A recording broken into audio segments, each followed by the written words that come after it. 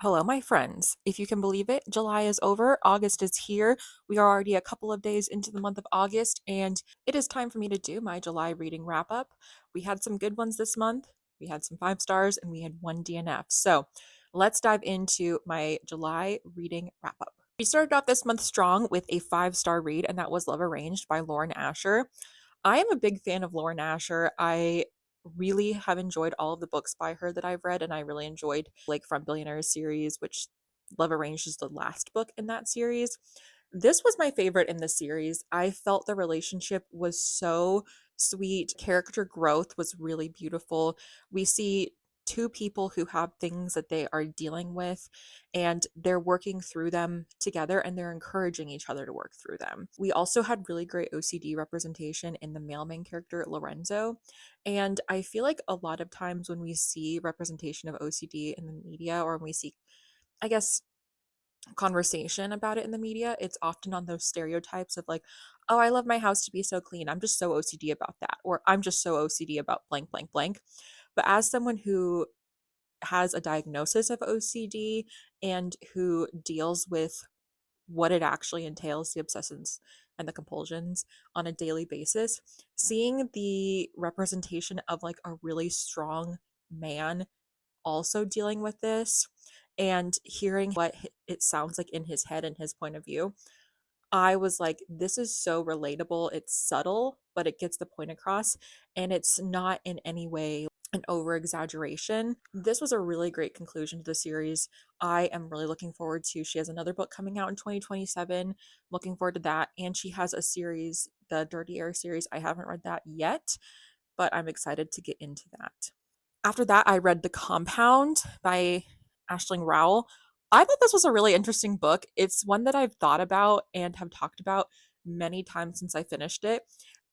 It's just such an interesting glimpse into human nature and what humans will be pushed to do when they are facing things like group pressure, group think, that kind of herd mentality of I don't think this is right, but because no one else thinks this is wrong, I'm not going to stand out and speak up.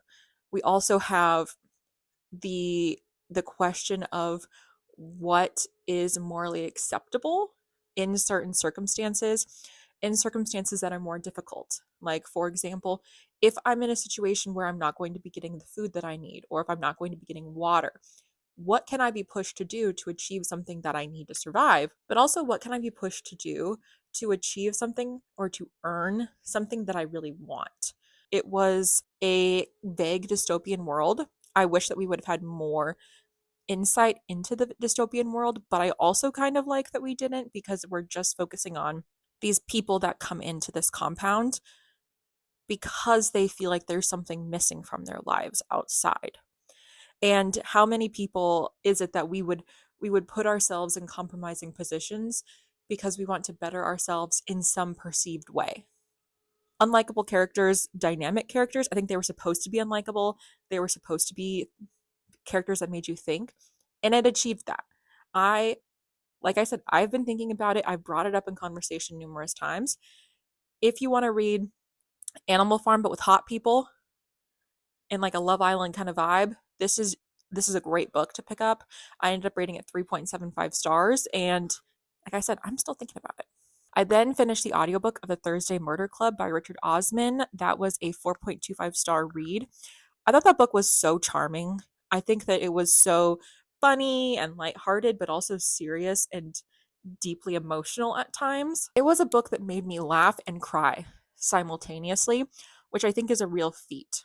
We have these incredible characters, we have very distinct people so that you can pinpoint who's talking before you even know who it is. We have really interesting mystery, a little twisty turny, keeping you on the edge of your seat. I really particularly enjoy that it's a story about four elderly people living in a retirement home, or a care community, I should say. Because I was listening to an audiobook, there's an interview with Richard Osman at the end.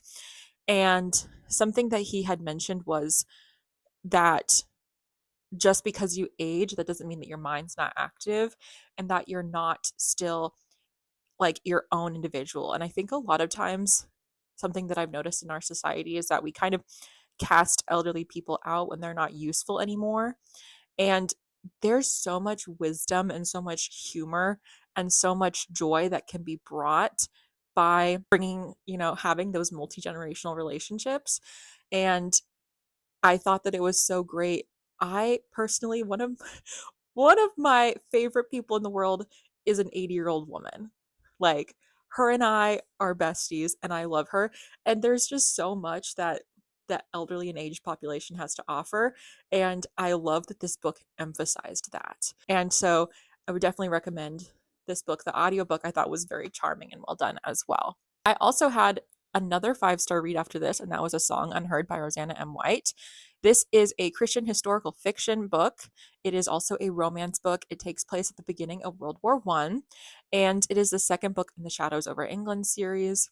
This book was a story of a lot of different things. We have bravery, we have the family ties, we have overcoming past rejections and past hurts, and how those things can transform our relationship with others and our relationship with God.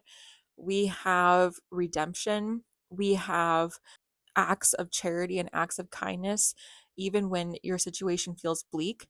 What is it that God has called me to do to help others, to make make my little pocket of the world a better place, and to bring love and joy and charity and the hope of Christ? I thought it was so beautiful. The relationship was top tier. I think a lot of times in Christian historic or Christian romances, they have a bad rap for being, the romance department has a bad rap. Rosanna M. White, she can write a romance. That is for certain. The yearning, the tension, the pursuing, it was so beautiful to see a man love a woman and pursue her, even when she didn't feel like she was worthy of being pursued and didn't feel like she should be pursued because of these hangups that she's had in her past.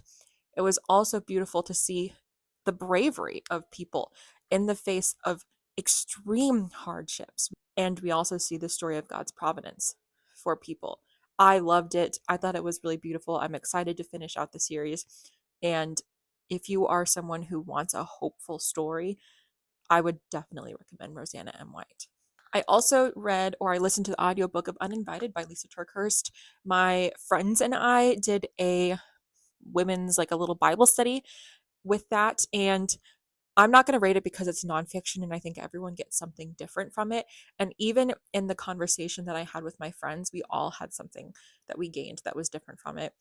I was talking to one of my friends yesterday. We were doing a scrapbooking day together, and she had just mentioned, I really want to do another study together because I felt the conversations that the book brought up were so healing.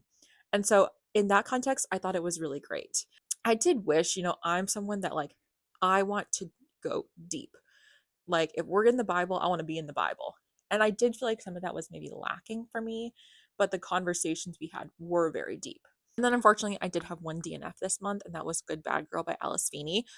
I am a self-proclaimed Alice Fiendy, and this one did not hit the mark because I actually DNF'd it. We DNF'd it at about 17%. I didn't really think anything was going on. My husband and I were like so uninterested. And at that time, the second Thursday Murder Club book became available on Libby. And we were both like, I'm not having fun. Let's just switch. So don't regret that decision at all. But that was my month. July was a great month. I'm really looking forward to August. I've already completed one book and I'm enjoying the one that I'm currently reading. I would like to know from you what you guys have been up to, what your favorite book in July was, and if you're feeling spicy, what was your least favorite book? I would also really appreciate it if you would go ahead and hit the subscribe button if you want to see more of my thoughts. And since you're already there, you may as well just hit the like button. I mean, it's just like burp. I will talk to you guys later. Have a good day. He's so cute.